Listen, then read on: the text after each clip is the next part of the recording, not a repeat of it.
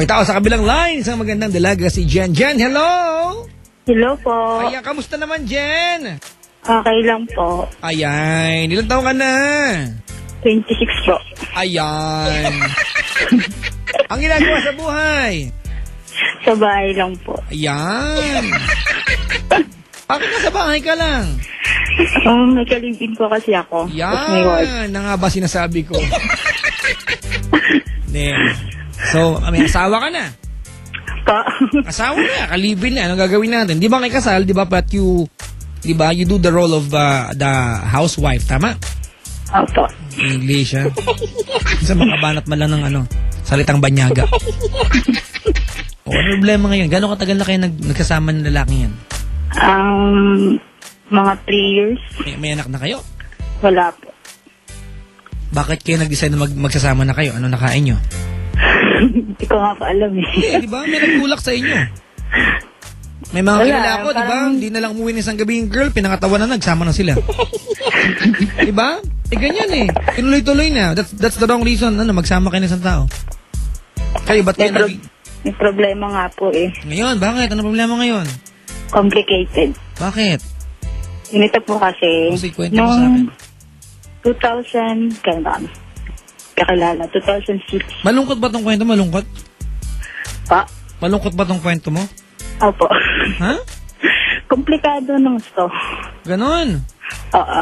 Ganon ba? Kasi ganito, nung hindi pa pa siya. Kasi nung, kami, hindi ko alam yung background niya. Hindi daw siya sa akin. Tapos, kaya nakakaiyak.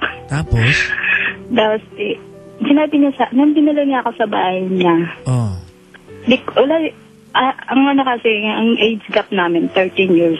13 years. Mas bata siya. Mas bata ako. Akala ko 13 years old lang siya ngayon. Hindi, age gap nga po. 13. Age. Oo nga. Siya yung matanda. Opo. Okay. So, ilang taon na siya? Paki-add nga po, plus 13 yung 26. 40. Ha? 40 na siya. 40. Kasi magte-27 ka sa ngayon, ba? Okay. So, 39 years old siya ngayon. Opo. Ano problema ngayon? Kasi hindi ko alam na may anak siya sa ibang girl. Yung ina. Tapos, nung pagdala niya sa akin sa bahay, pinakalala niya ako sa parents niya. Ang sinabi niya sa akin, isa lang yung anak niya. Tapos, nung matagal-tagal na yung boyfriend, girlfriend na kami, di pa kami nagsasama. Nalaman ko na inasundan ko siya ng taxi. Ano no? Inasundan ko siya ng taxi, doon ko nalaman na may pinuntan pa siyang ibang anak. Pinasundan mo ng taxi? Oo, sinundan ko ng taxi. Mayaman ka, ha? May mabayad ka. Bali ilan na anak niya natagpuan mo? 2. Dalawa. Tinago niya sa akin isa. Ano naging katwira niya sa'yo? Ano naging paliwanag niya? Hindi ko na siya tinanong. Tapos, nung inano ko na lang siya, nung sinama niya ulit ako sa bahay, doon ko na siya pinangfronta na. Sabi ko, dalawa pala, ba't hindi mo sa akin sinabi? Tapos sabi niya, daw kasi hindi naman daw niya talaga itatago, sasabihin niya rin daw sa akin. Gano'ng katagal kayo na nagkaroon ng komportahan na ganyan? Mga gano'ng katagal kayo? 2006. Yun din. Wala pa kami 1 year. So, bagong-bago kayo? Ngayon, 3 years na kayo. Ang problema ko pa, Jack, yung kasi dalawa yung nanakan niya ng sabay. Ano problema? Ito, Jack. Ano problem mo doon? Kasi, yung isa, may asawa na daw. Yung isa, wala pa. 2008. Para malaman ko kung may relasyon pa sila ng girl. Nung isa niyang babe, nung nanakan niya. Pinapunta ka siya dito sa bahay. Yung alin? Yung unang nanakan. Teka, ate, huwag mo namang naanakan ka, epektosan kita dyan. Nanay ng bata, wala ka ring respeto. Ay, sorry po. Ano mo pala? Pangit lang kasi pakinggan para namang kasi pinag-uusapan natin. Tao, di ba? Tao rin yan. Ay, yung ina ng baby niya. Okay, yan. Yun, tama, ganyan.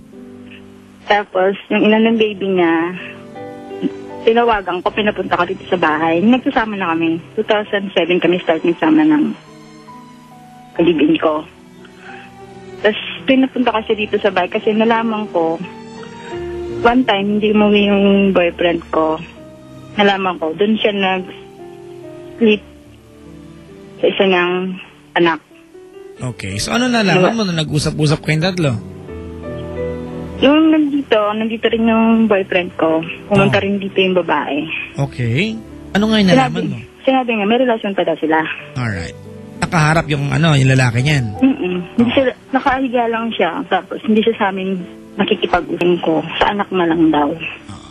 Tapos sinasabi naman sa akin ng girl na sila pa daw. Okay. Anong question mo sa akin natin? Baka mabusload mo.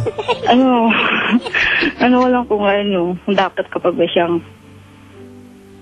mahalin o hiwalayan na. Kung dapat mo siyang mahalin o hindi, ikaw makakasagot niya, damdamin mo yan eh. Tapos ito pa, nung time na inano ko siya, nung front ko siya na, sabi ko, akala ko ba wala na kayong relasyon, bakit natulog ka pa doon, yung pag-uwi niya. Sabi niya, alam mo, kung ganyan ka lang din ng ganyan, mag-iwalay na lang tayo. Nagkatakutan na. Ano sabi niya sa akin? Ano sabi mo? Huwag mo akong iiwan, hindi ko kaya ito. Ikaw ang mundo ko. Sabi ko sa kanya, kung yan ang gusto mo, kung saan ka masaya, hayaan kita. Okay, so ba't mabot pa kayo 2010? Diba? Kasi, yung na nga nung punta ko dito ng babae, nag-usap-usap kaming tatlo, nag-decide ako na makipag-iwalay sa kanya. Nakipag-iwalay niya ako sa kanya, umuwi ako sa mga magulang ko. As umalis ako dito ng Sunday, Tuesday, sinundo niya ako sa bahay. Ang totoo niya natin, hindi ka nakipag-iwalay, nagpapahabol ka lang. Hindi ka kasi kung nag-decide ka talaga, kung nag-decide ka makipaghiwalay ate, hindi ka sasama sa kanya nung sinundo ka niya. Sumama ka eh, nagpahabol ka lang, ano ka ba? Nung Tuesday na sinundo niya ako. 1 month pa yun bago niya ako napasama ulit sa bahay. Di na kayo, bumalik ka din. Kasi, yan ganyan, hindi naman daw totoo. Wala ko pa rin daw mahal niya. Ayan. What's your question ngayon? Yun ba? Kamusta na kayo ngayon relasyon niyo? Yun na nga, na medyo, tagilid. Mahal mo ba siya? Mahal kong sa mahal. Hindi mo siya mahal? Bakit? Yung sagot mo sa akin, mahal ko sa mahal eh. Mahal ko siya papadya kasi niintindi ko naman dati. Hindi naman katwiran na iniintindi mo yung lalaki, mahal mo siya. Ganun ba yun? Yeah. Kasi pag nagpaalam naman siya sa akin, pag sa anak niya pupunta siya, sige, okay lang sa akin. Actually, hindi nga dapat magpaalam sa'yo, kailangan lang ipaalam sa'yo. Anak niya yun eh. Hindi papaalam siya. It's not going to be you who's going to give the permit kung kailangan niya makita yung anak niya o hindi. Anak niya yun eh. Of course, respeto, kailangan niya sabihin sa'yo, papaalam niya, pero hindi para ipaalam. Naintindihan mo? Pag may question sa school, sabi niya, pupunta ako sa school bukas kasi may sila program. Sige, okay. Pero pag uwi niya nakasimangot ka? Hindi. Ayun, bagong ligo. Hindi naman. Bagong hilamos.